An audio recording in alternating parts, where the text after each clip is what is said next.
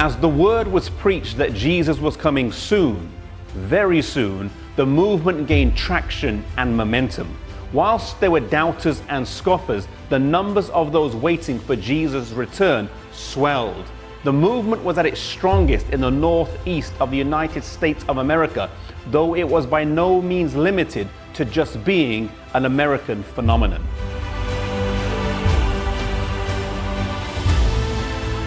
Before the days of email and internet communications, God's Spirit was moving on different people around the world as they studied His Word and came to similar conclusions. In England, a preacher named Edward Irving proclaimed the soon return of Jesus. In Germany, Johann Bengel. In South America, Manuel de la Cunza. This was a worldwide revival, fulfilling the text in Daniel 12 verse 4 that says, at the time of the end, men would run to and fro and knowledge would be increased. Knowledge of the Bible, but in particular, knowledge of the books of Daniel and Revelation.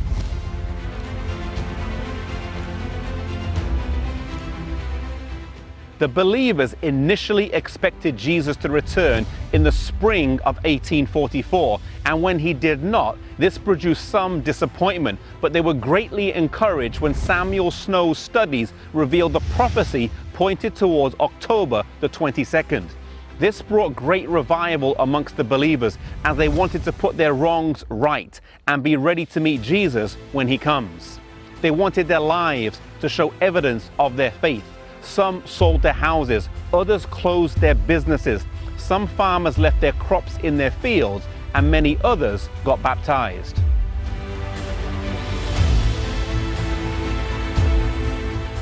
Charles Fitch was a minister who baptized many people in the autumn of 1844, and unfortunately on one occasion, because there were so many people to baptize and he spent so long in the chilly New England waters, he caught pneumonia. He died on October the 14th, but due to the faith that he and his family shared in the soon return of Jesus, they believed they would see him in just a few weeks. His obituary would spell this out. The believers in the locality of William Miller's farm gathered on his property to wait for Jesus' return and stood here on this rock, today known as Ascension Rock. They believed they would ascend to heaven. When Jesus did not come, they suffered a bitter disappointment and their hopes were dashed. They had hung their lives on the belief that Jesus was coming soon, and now he hadn't.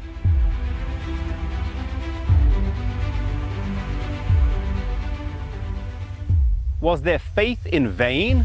Was it presumption? Could they recover from the embarrassment, ridicule, and shame they would face? Henry Emmons later said, "I waited all Tuesday, and dear Jesus did not come. I waited all the forenoon of Wednesday, but after 12 o'clock I began to feel faint. My natural strength was leaving me very fast, and I lay prostrate for 2 days without any pain, sick with disappointment." Hiram Edson later commented, "Our fondest hopes and expectations were blasted, and such a spirit of weeping came over us as I have never experienced before. It seemed that the loss of all earthly friends could have been no comparison. We wept and wept till the day dawned." The believers would now be challenged to live by faith, to hang on to God and to trust His promises when they didn't know how, to have faith in the moments of darkness and to trust when it doesn't seem to make sense. This would be their test, and it's a test that comes our way as well. Let us remember when it does, that His eye is on the sparrow and He watches over us in the good times as well as in the tough times.